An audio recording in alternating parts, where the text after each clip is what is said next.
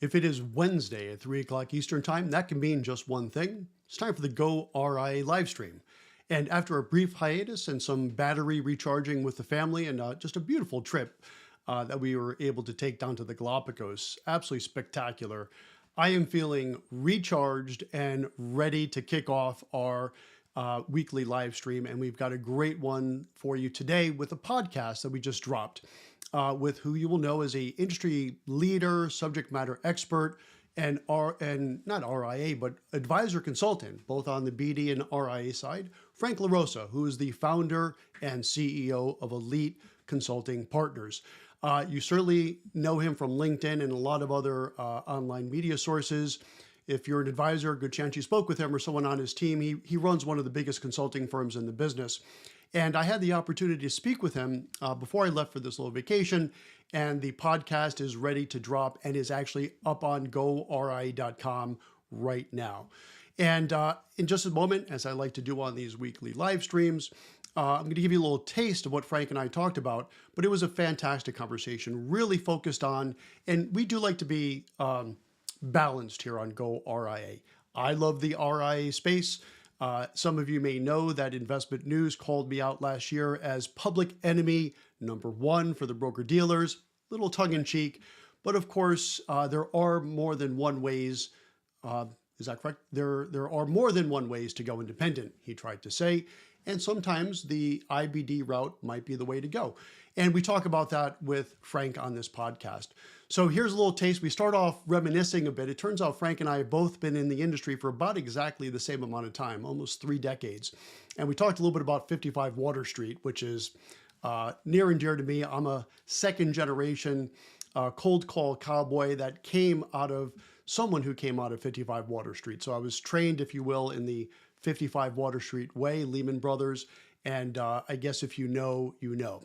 But here's a little taste of what we spoke about. We started with some reminiscing, but then got into the weeds on, who should go RIA, who should not go RIA.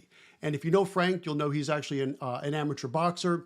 And I could tell you he did not pull any punches, literally and figuratively on this particular episode. So here's a little taste. Progress here. Absolutely. So just a quick little sidebar. Which office of Lehman was she in? Not 55 Water Street, was it by any chance? Yeah. It was 55 Water Street. Yeah. Oh my gosh, we could reminisce a couple of hours on that. So yeah. Lee Gleeman, Marty Shapiroff, right? Yep. All those guys. Yep. She for a period of time. For the youngsters in the audience, I wonder. I bet ChatGPT has some really good information on 55 Water Street. And as Frank, I'm sure will know, 55 Water Street is the birthplace of cold calling stockbrokers. It is the birthplace, is the epicenter of the cold call cowboy. And I'm a very proud second generation 55 Water Street broker or recovered broker or former broker. So a lot of great stories. We could do a whole nother episode on that. There's a ton of great advisors in the space that, we all cut our teeth the same way, right? Sure. And, okay. And so that's one change we have both seen over the past 30 years.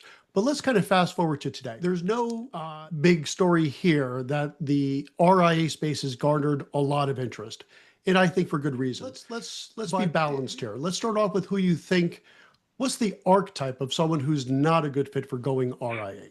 Yeah, I mean, I did a podcast this morning with the CEO of Cetera, and he used this phrase about me. He says I'm a myth buster, right? And I sort of like, okay, that's pretty cool. Yeah.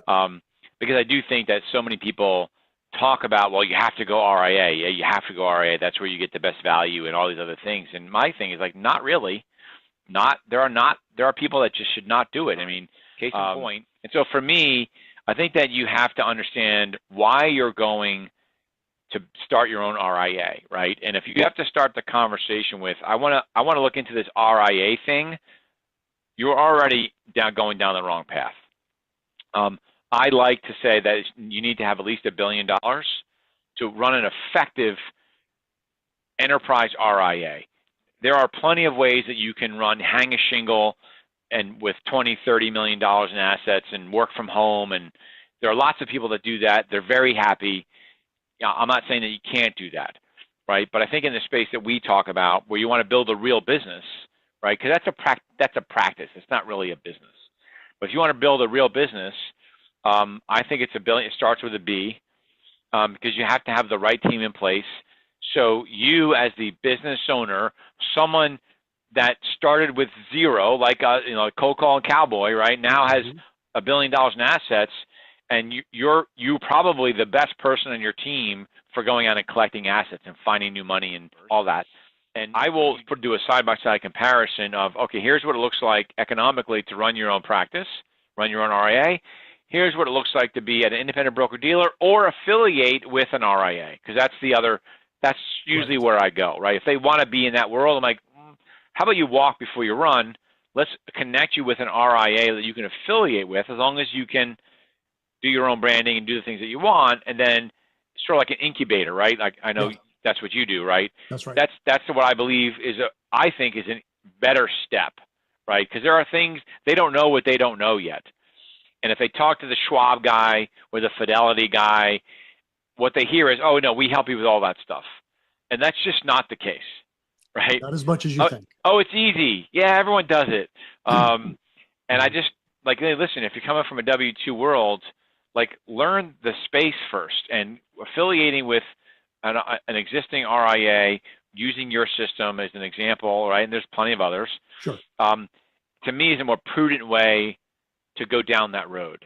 And what they might find, and I go through the math, and let's say it's 2 or 3 points difference, maybe 4 or 5 points difference between running it yourself and having somebody else do it. Well, what's that worth to you, right? Is it worth taking all the risk, or is it worth pushing off some of that risk to somebody else?